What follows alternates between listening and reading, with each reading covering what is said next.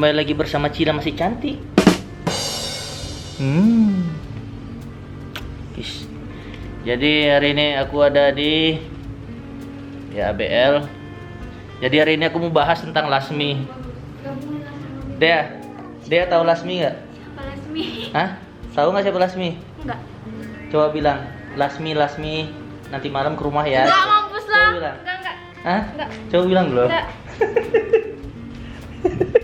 Kalian berdua tahu tentang Lasmi nggak? Tahu, kawan aku. Coba panggil Lasmi, bilang. Lasmi nanti malam ke rumah ya, bilang. Lasmi nanti malam ke rumah Kak Bang Zeral ya.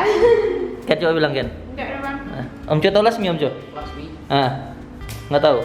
Nanti aku ceritain Lasmi. Jadi ada yang bikin thread di Twitter tentang Lasmi ini. Dia menunggu badan seseorang. Kalau benar Lasmi yang aku bicarakan sekarang sama yang di Twitter itu sama, ini Lasmi emang menyeramkan. Karena dia kalau yang aku tahu, si Lasmi ini emang penunggu di kampus aku salah satunya, Unpas Taman Sari Bandung. Dia emang dikenal sebagai salah satu kuntilanak merah terkuat yang menguasai daerah situ.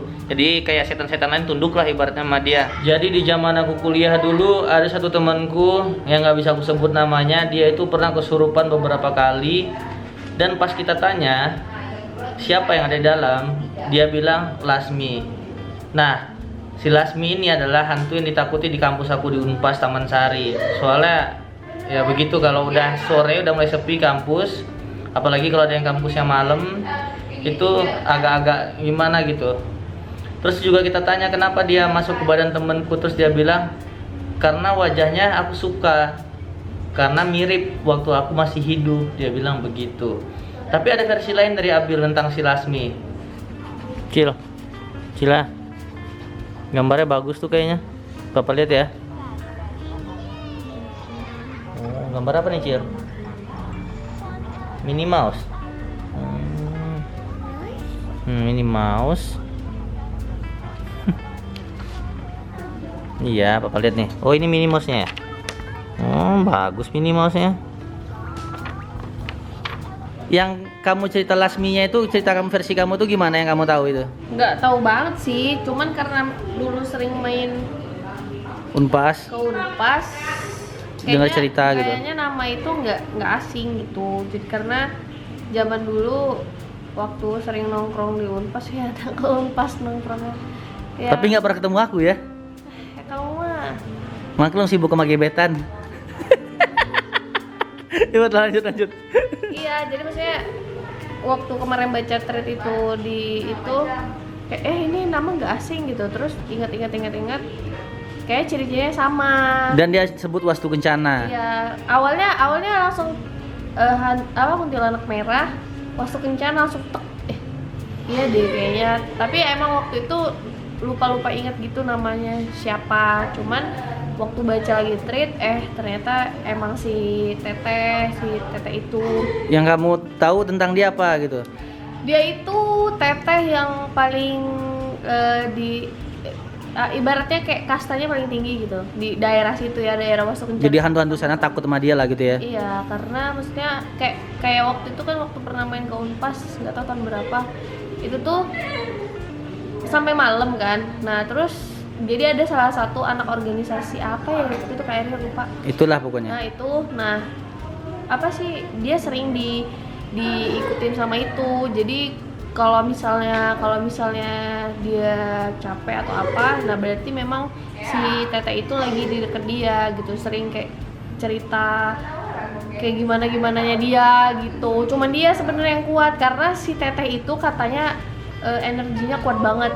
Sampai aku zaman dulu kan aku masih bisa gitu ya komunikasi sama yang kayak gitu. Tapi aku nggak, alhamdulillah aku belum pernah gitu nemu si teteh itu selama di Unpas. Belum kelihatan sama kamu ya? Iya, cuman ngedenger aja, serem aja gitu ngedengernya. Katanya ada yang sampai pingsan, ada yang mimisan, ada yang yang serem lah. Ya emang kejadian tuh sama teman aku juga. Berarti emang energi dia kuat banget. Karena aku tahu banget kalau misalnya ya makhluk yang kayak gitu pada saat dia bisa bikin orang sampai pingsan, kejang-kejang, sampai ayan, sampai ya gitu-gitu, biasanya energinya emang kuat gitu sih.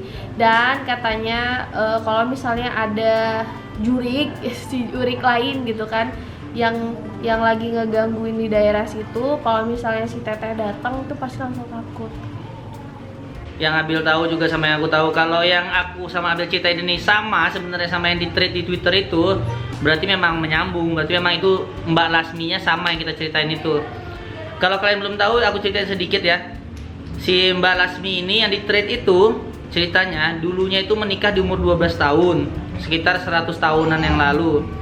Terus dia nggak punya anak, jadi gunjingan tetangga sampai akhirnya setelah menunggu 10 tahun mereka dikasih karunia anak hamil tuh. Nah, pas Mbak Lasmi ini lagi ada kerjaan nyinden, itu dilarang suaminya buat pergi. Tapi si Lasminya pengen ngebantu suaminya nyari uang. Nah, jadi akhirnya dia nyinden lah, pulang nyinden di Jalan Wastu Kencana kalau nggak salah. Jalan itu dulu belum ada gedung-gedung, zaman dulu kan masih tanah doang gitu. Nah, dia jalan sendirian pulang dengan membawa kehamilannya tuh yang baru beberapa bulan. Sambil ngelus-ngelus perut, tau-taunya dia diserempet sama mobil. Nah, diserempet sama mobil itu keseret, mukanya hancur. Sampai katanya bibirnya ini nyampe ke sini, matanya nih udah agak kayak keluar gitulah gitu. Nah, jadi dari situ arwahnya nggak tenang katanya, menyimpan dendam. Jadi dia menetapkan diri menjadi kuntilanak di sana, jadi kuntilanak merah. Begitu teman-teman ya. Oke, jadi guys, udah cukup yang ngebahas soal Lasmia. Kalau kalian memang ada anak unpas atau tinggal di sekitar Wastu Kencana atau Taman Sari atau lain-lainnya yang memang tahu cerita tentang Lasmi, ya silahkan share di bawah. Sekarang kita mau kemana yang? Mau ke Fajar Kosmetik. Abil mau beli kosmetik, mau beli lipstick 3. Enggak. Harusnya kita beli ini dulu. Ya apa? Kita harusnya suamiku jahat dulu. Suamiku jahat.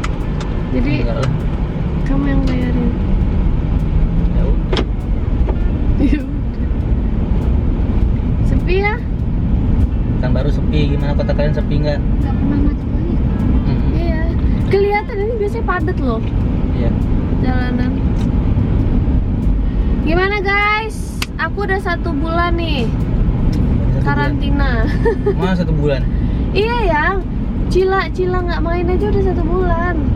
Awal yang Cilang nggak main yang pertama bukan karena gara karantina. Gara-gara itu ya, udah gara-gara corona takut. Cuman Tapi belum karantina, iya, gitu kan. Cuman emang udah 1 bulan bener-bener kayak aduh, Membatasi nggak keluar lah. kemana-mana gitu. Aku pantat udah panas ini. Abil pengen main. nge-mall. Udah gatel kaki aku, pengen main. Ya Allah, pulanglah corona. Kenapa? Pulanglah, jangan pulanglah, hilanglah corona. Oh ya, hilanglah corona. Jadi kayak sekarang juga kita keluar ya, cuman karena ya biar nggak suntuk di rumah aja gitu, cuma keluar ya. Aku juga nggak keluar mobil, Cila nggak keluar mobil, Eva nggak keluar mobil. Ya cuman Abil aja dia mau beli kosmetik bentar, itu doang.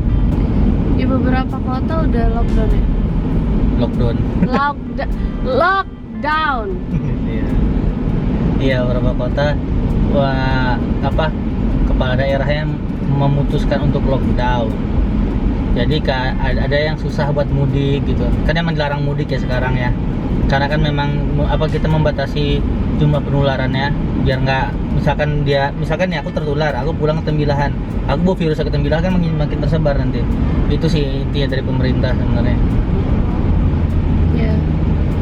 Begitu.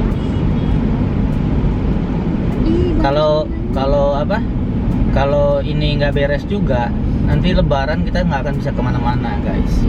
Aku sama Abil juga nggak bisa mudik, mau mudik ke Tembilahan nggak bisa, mau mudik ke Medan pun nggak bisa. Jadi Makanya terjebak di Pekanbaru nanti. Percuma sih kalau pemerintahnya udah ini gitu, tapi si masyarakatnya nggak ini, percuma, nggak akan bisa, harus memang saling kerja sama. Iya, ini pemerintah udah menerapkan sistemnya. Tinggal kita nih sebagai masyarakat melakukan apa yang diperintahkan. Kalau dibilang kita jangan keluar rumah dulu ya jangan keluar rumah, jangan berkumpul ya jangan berkumpul. Kayak keluar rumah tuh seperlunya aja. Ketika ada keperluan yang mendesak baru keluar rumah ya. Iya. Ini kayak gini aja, malam-malam aja masih banyak kadang yang nongkrong di kafe, iya, di tempat makan rame-rame. Kan nggak boleh. Maksudnya kalau kalian mau beli makan aja tapi bawa pulang, nggak usah nongkrong di tempat rame-rame gitu. Stop dulu lah nongkrongnya. Semua orang juga lagi menahan hawa nafsunya untuk keluar, ya kan? Tinggal kita aja sebagai masyarakat yang mikir pakai otak, jangan pakai dengkul. Jangan cuma bisa nuntut jangan cuma sentet ini mana nih pemerintah kok nggak gerak, jangan gitu. Kalau